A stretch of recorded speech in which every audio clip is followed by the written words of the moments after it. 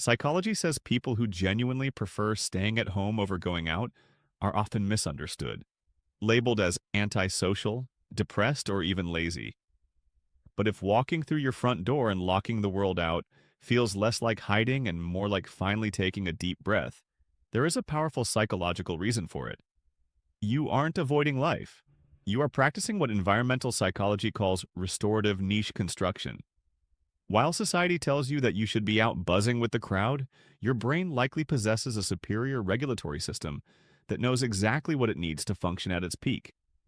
You don't hate people. You just respect your own energy too much to waste it. If your home is your sanctuary, you likely possess these five rare personality traits.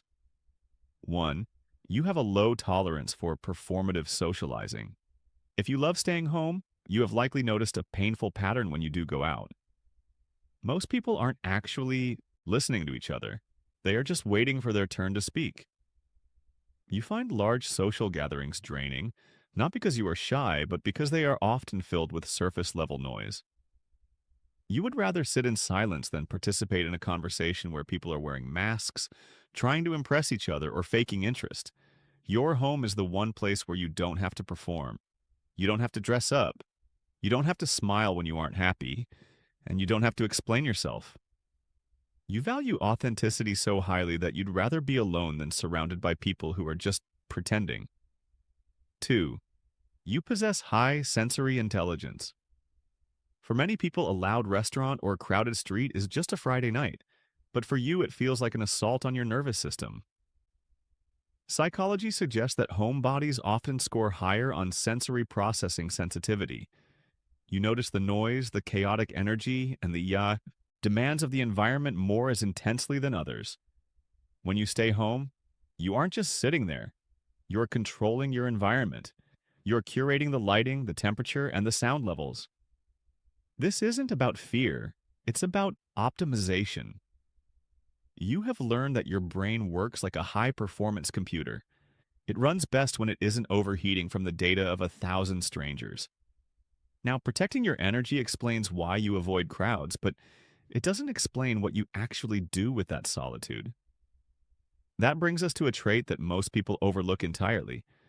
3. You view your home as a laboratory of the self.